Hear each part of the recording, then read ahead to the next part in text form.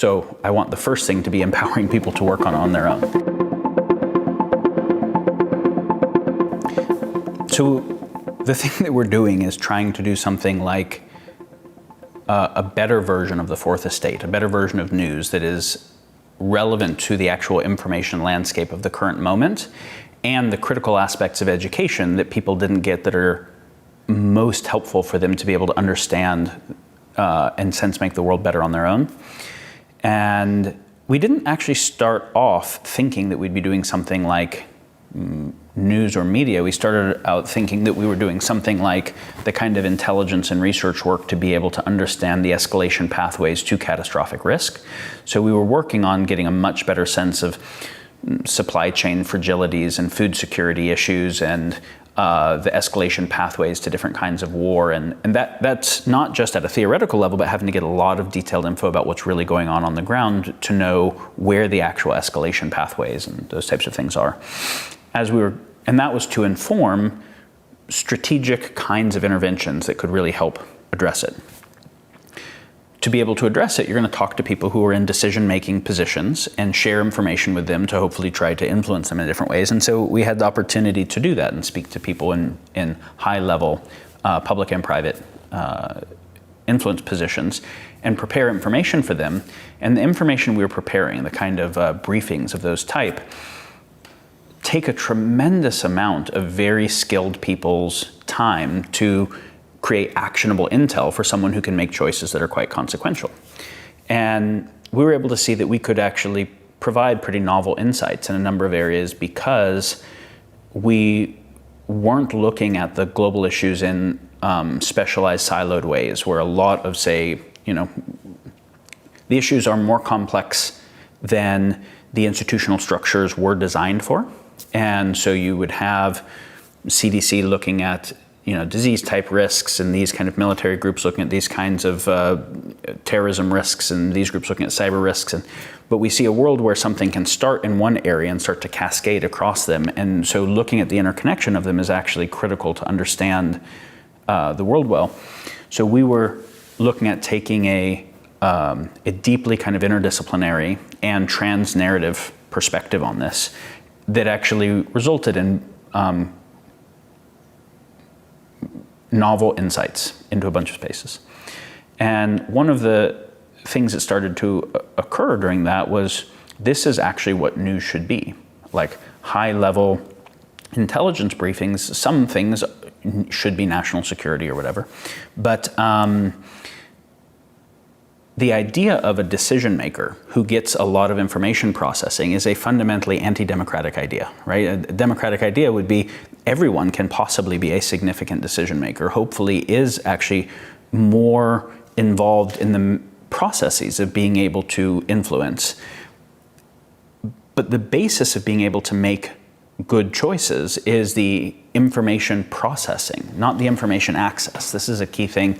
A lot of people will share this idea that I can pull up my smartphone and have access to more total information than the president had 20 years ago, and so we've democratized information access. This is kind of a gibberish story, because even though in one way it's true, I can't read the billion search results on anything, and I don't know where the really relevant stuff is, and I can't process, all of the information. So it's not access to information, it's access to information processing to inform actionable intel that is really relevant, and there's an unbelievable asymmetry of that. If you look at the top kind of trading funds, algorithmic trading funds, and you look at the kind of financial market intel, in information processing, not just information access. Yes, they have information access you don't have of lots of different kinds of things behind paywalls and privileged information, but then they also have massive AIs that are processing, doing machine learning on tremendous databases of stuff to be able to high-speed trade bundles of complex financial instruments that front-run, other groups. Compared to the average person's ability to understand the market, we might be talking about like 10 orders of magnitude information processing difference. And the same is true when it comes to, all different aspects of power and intelligence. So to really be able to support an emergence of something like a democratic process, participatory governance, the information access and information processing to be able to understand the issues well enough to know what good informed action looks like is prerequisite. And so we started thinking, well, can we make things like this as the news? And at the same time, one of the risks that we were seeing that was driving all of the other catastrophic risks the fastest was the news landscape. And I don't just mean the few large news channels, I mean the media landscape, that is the Facebook issues we were talking about, and all the YouTube recommendation algorithms, plus the nature of the news and all like that. And we were seeing that people being willing to go up in arms over mask wearing or shutdown or hydroxychloroquine or systemic race issues mostly are from things they saw on their screen, not things that they experienced directly in their town. So the nature of what was happening in the media space was actually driving the breakdown of society faster than anything else was. Because in the movement from conventional to unconventional warfare, the bottom of the stack is economic warfare. That's where the real resource power comes. The back of the stack that backs it up at the end of the day, if it has to, is kinetic warfare, guns and stuff. But the front of it, where the fastest rate of change is occurring, is the narrative and info warfare that is being fought in people's minds, for people's minds, right? For the control of population.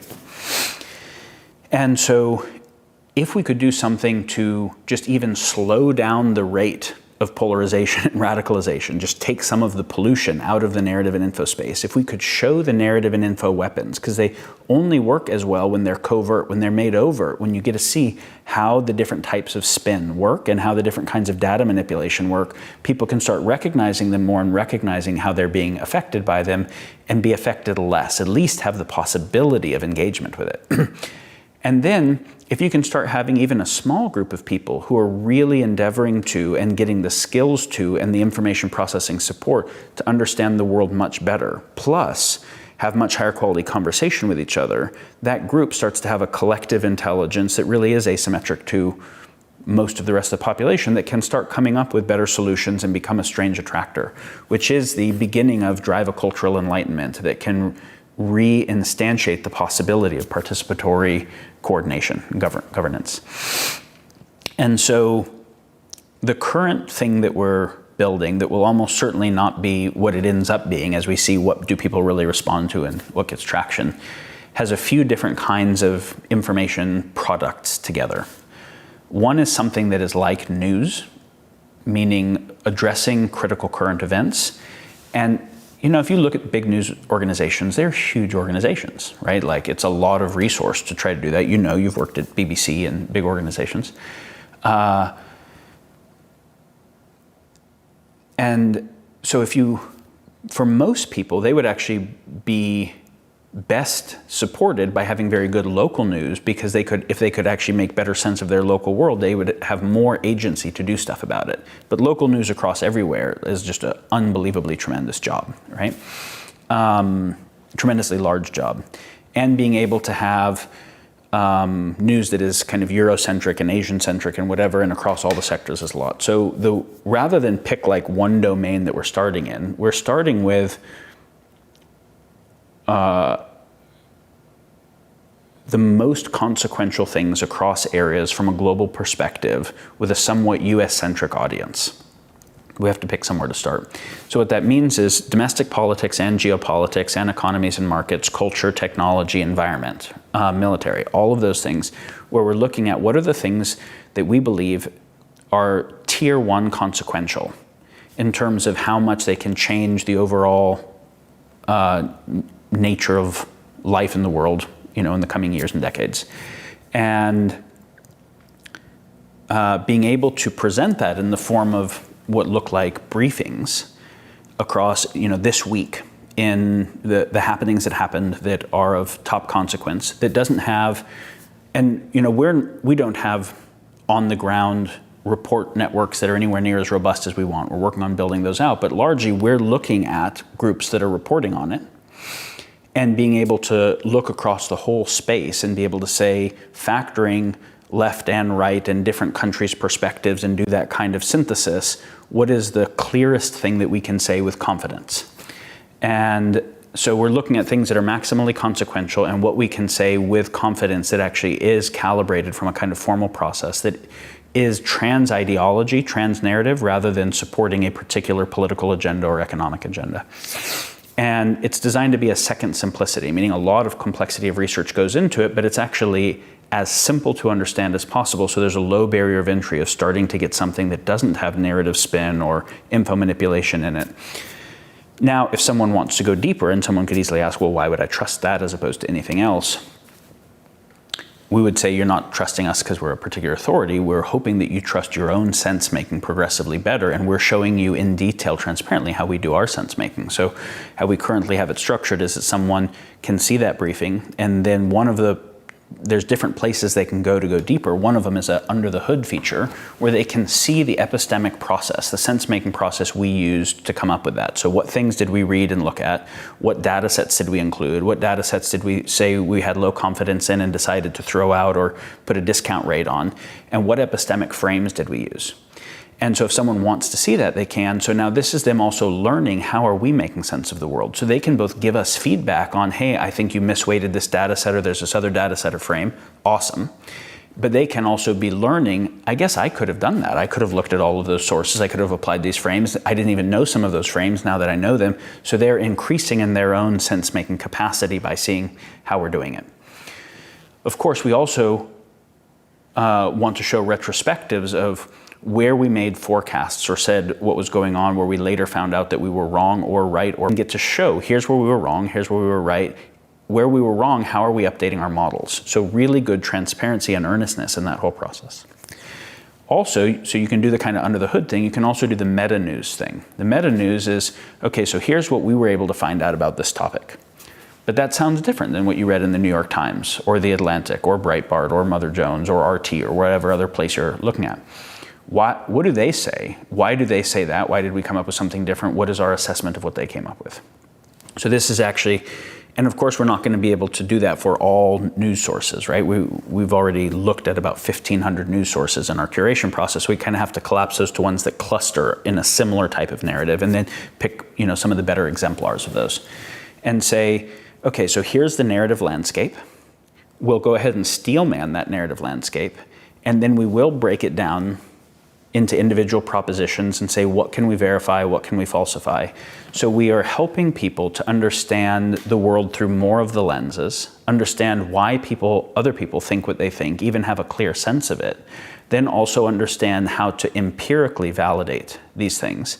Then we also show the narrative and info weapons. So we'll say, okay, so in this piece here, here's the original piece of science that they were quoting, or the original video, or that they were referencing, but then here's the way they framed it. This is Lakoff framing, this is a kind of spin. Now that same thing has spin on it over here that's of a different type. So let's explain the concept of Lakoff framing and spin, or Russell conjugation, or those kinds of narrative weapons, and say, look for these everywhere. Right? And this isn't the left saying the right's news is fake or the right saying the left's news is fake. This is saying everyone who's playing the narrative game is subject to some of the same pressures, and these are some of the tools that get used, so look for them.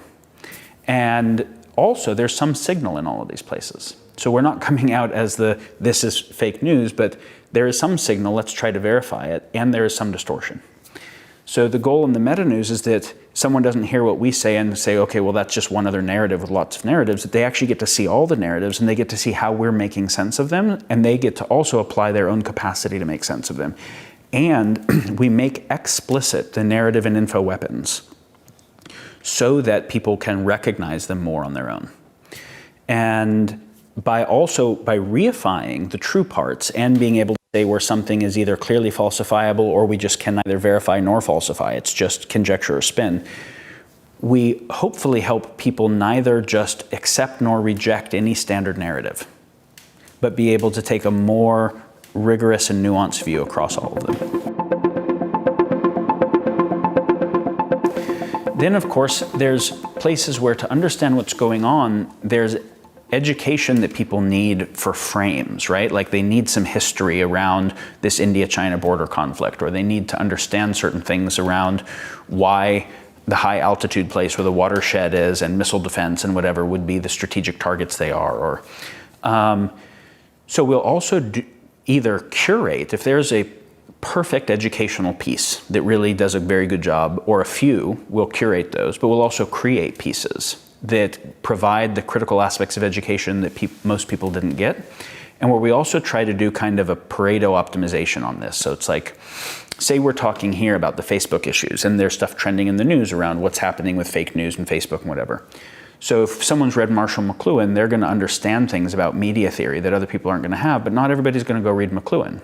And we want to be able to reference McLuhan for media theory, but also Lakoff for media theory, and then Girard for conflict theory and other types of conflict theory, and Baudrillard for institutional decay, but also Strauss-Howe and Tainter for institutional decay. There's a lot of things where those epistemic frames give you the ability to understand stuff better, but people aren't going to go read all those books. So can we take the critical model that gives a lot of help in that book and make a 3 or 10-page essay that kind of gives the most epistemic reifying power in the easiest information compression? And say, if you want to read the whole book, please do. Otherwise, here's at least some basic stuff.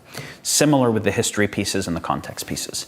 So this is hoping to be able to give it easy, low barrier of entry overview of critical things with progressively deeper capacities to learn sense-making and epistemology and the kinds of background necessary to understand the world better. Now this is, in a way, this is like a big project and ambitious. In another way, it's just trying to do broadcast news and education right? Which is almost going back to something. So the decentralized aspect, because this is centralized, right? The Wikipedia thing is hard to control, but you can control for a smaller team of people that have really quality epistemics and knowledge process. And we've been able to bring together a really exceptional team and are continuing to look for and grow that. It's actually hard to find people who can do this, because like to do the core sense-making work, we need people who are capable of doing two things well. One is trans-narrative, right? That they are not so emotionally captured by a particular narrative that they can actually do a really good job of steel-manning all of the narratives. And so that's kind of a intersubjective intelligence.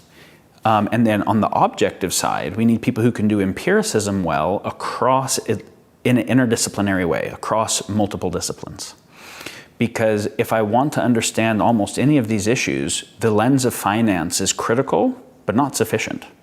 The lens of culture is critical, but not sufficient. The lens of narrative warfare or politics or whatever. So there's quite a lot of environmental psychology or infrastructure. There's a lot of different specialty domains that need to be factored. So there's a lot of narratives and a lot of epistemologies. So we're looking for people internally who can do interdisciplinary and trans-narrative thinking. So then, of course, people who are specialists or do hold a particular ideology can give input, but we can take the input across those spaces and try to do analysis and then synthesis on it. The decentralized sense-making is something that we want to experiment with. We're actually looking at being able to crowdsource different projects and be able to help upregulate some of the right ones. And, you know, even where you have articles that have forums, can we experiment with architectures in the forum that incent both higher quality sense making and higher quality conversation, where those are the things that get upregulated? I think we can, and we have a number of kind of ideas on how to make architectures that really incent that, social architectures built in the digital space. And so the hope here is that, let's say that it's a small percentage of the total audience that spends a lot of time and that really has the high epistemic drive and capacity to sense make very well. Well, even if it's a small percentage of the total audience, some of those people are in everybody's friend group. Almost everybody's friend group, almost every major Facebook group or social network. If those people have really good data sources, much better epistemology, things that are addressing well all of the sides of various things, and they're learning how to do dialectic and steelmanning well, they can start to influence the spaces they're in to be able to do better sense-making.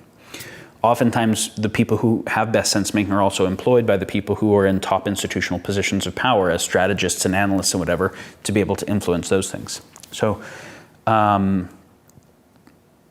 basically, the information commons is not being stewarded.